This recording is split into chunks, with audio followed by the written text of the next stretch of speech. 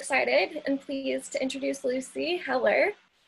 Lucy Heller has been at Naropa for 3 years, during which time she has studied yoga, visual art, and social movements. She is passionate about justice and speaking up for those whose voices often go unheard.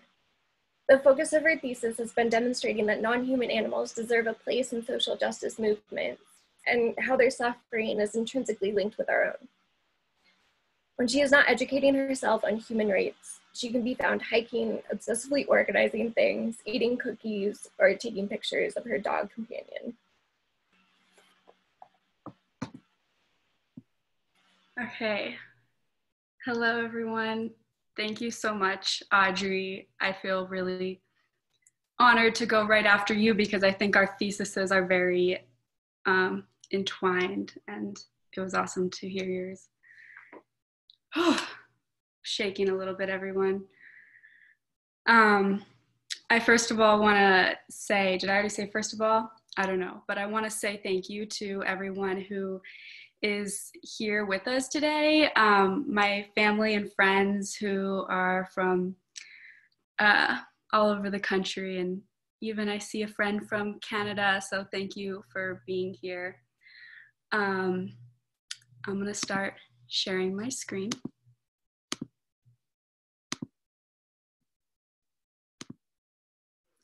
Okay. Can I just get a thumbs up if you can see my slideshow? Cool. So my thesis, one second. The title of my thesis is called Animal Oppression and Human Supremacy: What I've Learned from Bearing Witness Outside of Slaughterhouses. My thesis examines relationships we humans have with other animals. It's based off of many forms of research I have been doing both consciously and unconsciously for the past several years. It began with a simple question: what happens inside of slaughterhouses? Now you may be thinking that this is a strange and disturbing question to be asking. What was even more strange and disturbing to me was how supermarkets, restaurants, and clothing stores were filled with dead animals, but seemingly no one was stopping to consider how they died. How they took a living, breathing being and turned them into a product with a price tag. My desire to know what goes on in these dark places was fueled by the fact that it was so hard to find out. As answers arose, so did more questions, such as, if only mother cows produce milk, what happens to their babies? Or also, how come we welcome some animals into our homes while paying for other animals to be killed? So in general, the question I attempt to answer in my thesis is, what are the experiences of non-human animals in a human-centered world, and why should we care? I try to answer the first part of this question through storytelling and imagery, which is what I'll do in this presentation, primarily through a story. And the second part, why should we care? Oh, went back one. Is answered through this. It is time we end the cycle of objectifying, commodifying, and dominating our fellow earthlings, because the oppression of other animals is directly related to the oppression of other humans and the exploitation of Earth itself. My primary claim is that animal rights is a social justice issue. At Naropa, I've dipped my toes into several different disciplines, the main ones being yoga studies, visual art, and social movements. I think it's obvious how the last one, social movements, fits into this thesis, because my whole argument is that the relationship between humans and other animals is a justice issue. The visual art component comes in the form of photography through my research. All of the photos that you'll see in this slideshow were taken by me at some point in the past few years. This photo was actually taken before I started at Naropa, but I wanted to include it as an example of beings who live free and are able to live with their chosen families and communities. The the last part of my disciplines is yoga studies, which has given me the tools and knowledge on how to ground myself and take care of my health as I move through the distressing realities of this research. So now I'm going to talk about content warning. The content of this presentation may be unsettling at times, and you may feel anger, sadness, guilt, numbness, or some other difficult emotion. If that happens, I would like to invite you to take a break and take care of yourself. So a practice that I use when I feel overwhelmed with something that I am hearing or seeing is to ground myself and focus on my breath. Some of the practices are, if we could all just try them now, is to feel your feet on the floor, sitting up straight and regaining your posture. Another is to rub your shoulders or give yourself a little bit of a hug just to kind of regain some feeling in your body if you start to dissociate. These are all normal things that could happen, and I just want to provide some practical tips. Another thing is to focus on your breathing. So you can inhale for a count of 4 and exhale for a count of 6. This will engage your parasympathetic nervous system by slowing down your exhale, lowering your heart rate. So let's all try that now. Inhaling and exhaling. And if you need to, please step away from the computer and get a drink of water or stretch. I don't want to put anybody in a position that they feel they cannot handle. So, my thesis explores the human-animal divide from both a biological perspective as well as from a social perspective. I use sources such as Mark Bekoff, Carol J. Adams, and Silko to explain some of the reasons humans continue to exploit other animals, despite the fact that there's no morally relevant difference between us or them. I will not go into many of these specific details in this presentation, but I will have my email listed at the end of the slideshow for those who are interested in reading the paper.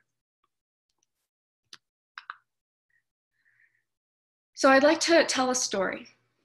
To give a little bit of background information, there's an international organization called the Save Movement, which holds vigils outside of slaughterhouses. A few of my friends who are on this call are either organizers with the Save Movement or have attended vigils like this. The purpose of these vigils is to bear witness as individuals are driven in on trucks and unloaded into places where they do not come out alive. It's a way to show respect for their lives, even though we cannot save them. This picture here is next to the slaughterhouse in Denver, where they hold baby sheep and goats before it is their turn to be killed. I also want to point out that when I say slaughterhouse, I do not mean factory farm. A slaughterhouse is where animals are killed regardless of where or how they are raised. Oftentimes they are renamed as meat packers or processing plants to disguise what actually happens there. I have seen both large industrial trucks as well as smaller trucks from so-called local, family, or humane farms deliver animals to these horrific places.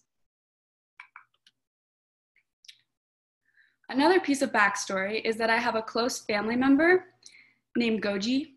Some of you have already met him before. This is him here. He's also sitting right next to me right now taking a nap. He doesn't really care that I'm giving this presentation even though I'm talking about him. So we spend a lot of time together, and I would say we have a pretty close relationship and are really good with communicating with each other. I read his body language and he reads mine. He also understands a lot of English words. So last August, Goji and I were in Toronto, and we went to a vigil outside 2 of the slaughterhouses there. Both of the slaughterhouses kill cows. At these ones, activists are allowed to stop the trucks for 2 minutes and go up close to them.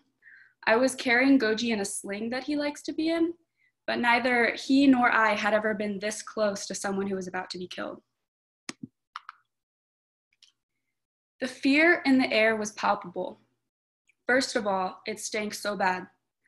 Both the trucks and the slaughterhouses were giving off horrible odors of feces and urine. That, combined with the blood and chemicals from the slaughterhouse, was nauseating. Inside the trucks, the cows were standing in their own filth. I've heard many activists tell me that they've seen animals with broken limbs in those trucks before, injured because when the trucks are going fast around turns, they slip and hurt themselves.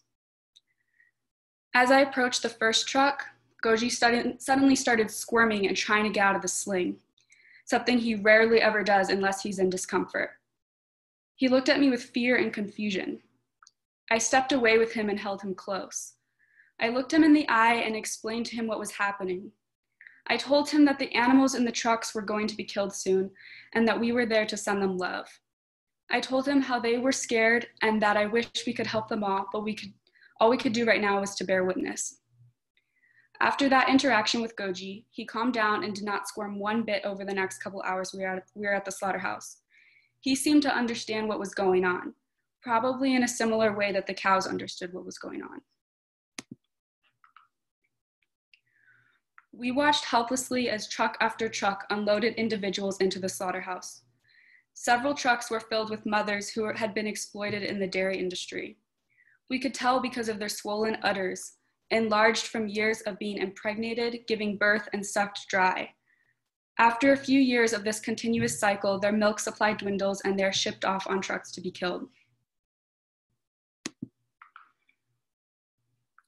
On one of the trucks with the mothers, there was a lone baby boy, probably mixed in with the mothers because just like them, he was considered useless to the dairy industry.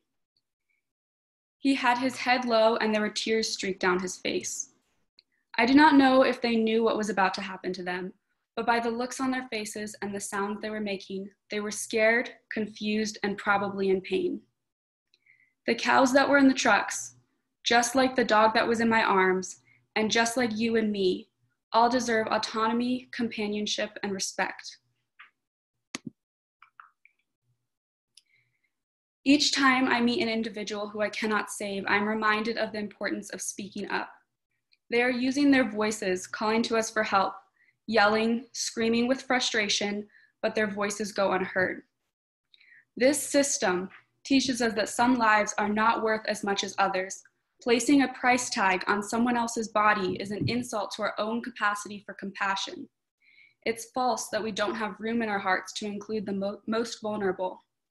By caring about someone, our ability to hold compassion and empathize with others does not shrink, but it actually can grow.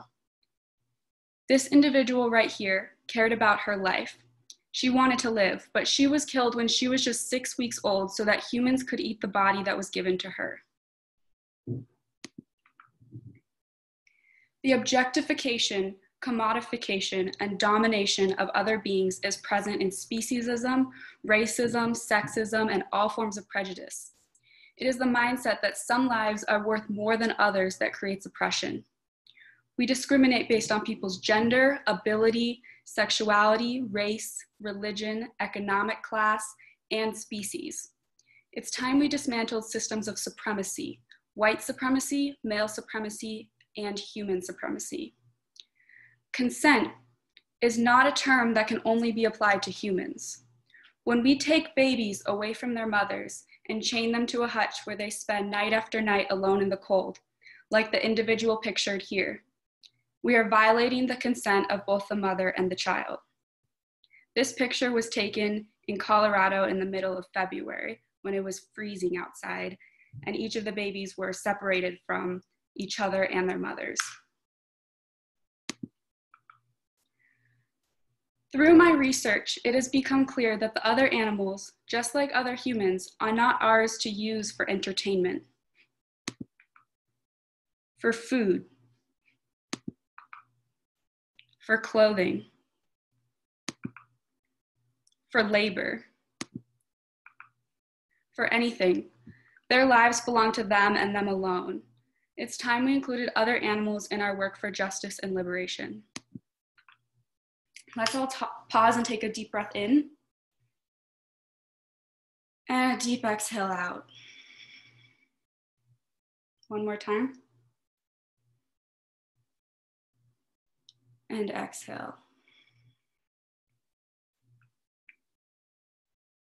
Understanding the effects our actions have on others can feel like turning on a bright light in a dark room. At first, the brightness may overwhelm us or even hurt, causing us to squint our eyes and slowly absorb the space we are in. Eventually, we will be able to open our eyes fully, see clearly the space we are in, and move forward with clarity.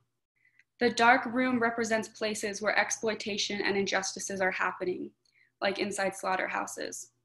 Unless we shine a light on these areas, they will continue cranking and churning, masked by our own fear of what we might find if we were to look. Thank you all. I'm listing my email here because I recognize that this is somebody might have something they want to say to me, or questions they have, or objections they have, and I'd love to hear your feedback. So yeah, let's continue this dialogue. Thank you very much. Ramon, should I open it up to questions? I think you've got time for a question. If anybody wants to ask a question right now, they can. If not, they can email me.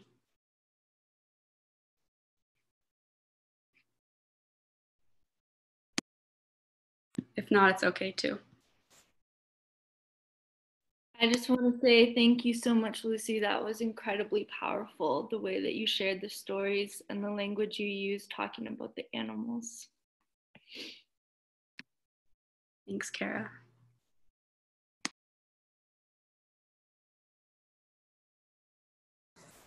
Yeah, as you were speaking towards the end, I'm outside and there's this squirrel and he's around me right now. He's like a foot away from me. I don't know why, but I don't have any food here.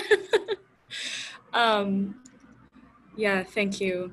I find the way that you speak about your language, like Kara said, is really evocative and thought-provoking, and it's always wonderful to hear you speak on this subject.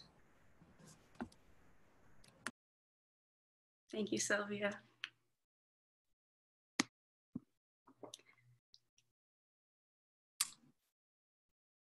Okay. All right, let's show some hands and show some love for Lucy.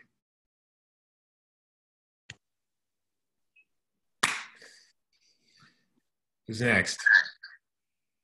So our next presenter is Patrick McCauley, and he has been studying psychology and religion at Naropa and is very interested in the role of altered states of